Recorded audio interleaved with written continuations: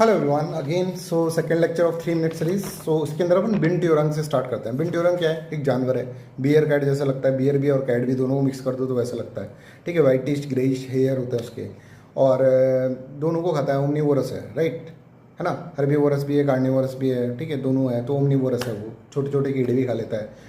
अभी उसका क्या है, स्टेटस है बिन बिन ट्यूरोंग। बिन ट्यूरोंग मतलब बिन तेरे कैसे रहें, ठीक है। बिन तेरे ऐसे याद कर सकते हो। तो वल्नरेबल कंडीशन है, ठीक है।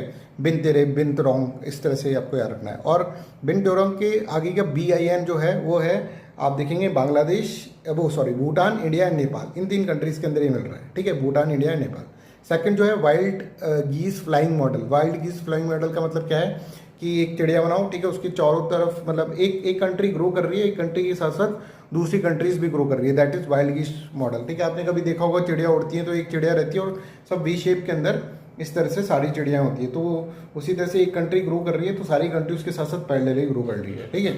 ये अकामात्सु नाम के एक जापानीज बंदे हैं, ठीक है, उन्होंने ये वाइल्ड गीज मॉडल दिया था, राइट। एक है world press freedom index. World press freedom index क्या मतलब है कि कितना प्रेस आपका फ्री है। तो रिपोर्टर्स विदाउट बॉर्डर जो है वो वर्ल्ड प्रेस फ्रीडम इंडेक्स निकालता है, और इसके अंदर देखा जाता है पॉलिटिकली, इकोनॉमिकली, लेजिस्लेटिवली, फाइनेंशियली, ठीक है, सोशल सिक्योरिटी कितना है जर्नलिस्ट के पास। भारत की रैंक इसके अंदर काफ़ी ख़राब है, 159th रैंक है। और इसके अंदर जो स्कोरिंग की कैटेगरीज होती है, जैसे मैंने यहाँ पे लिख रखा है 85 से 100 जो है वो सेटिस्फैक्ट्री होती है, 70 से 85 है ना, वेरी सेटिस्फैक्ट्री के बाद सेटिस्फैक्ट्री होगा, फिर 55 से 70, ये सब आप उसके अंदर देखना नोट्स में, राइट।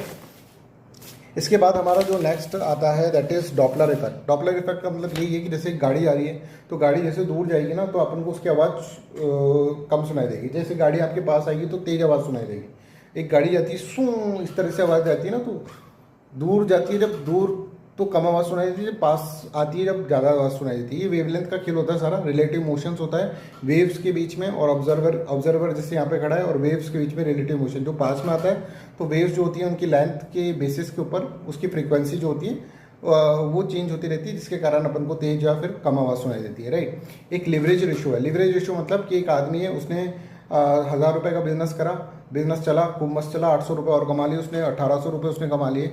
बट फिर उसको लगा यार मैं ये बिजनेस 2000 का कर लेता हूँ, पर उसके पास 1000 रुपये थे नहीं, तो उसने कहीं से उधार ले लिए। तो उधार लेना, कितना उधार है एक कंपनी के ऊपर, that is known as leverage ratio. Debt divided by उसकी इक्विटी, उसका कितना कैपिटल है, उसका एसेट कितना है, डेट डिवाइडेड बाय एसेट।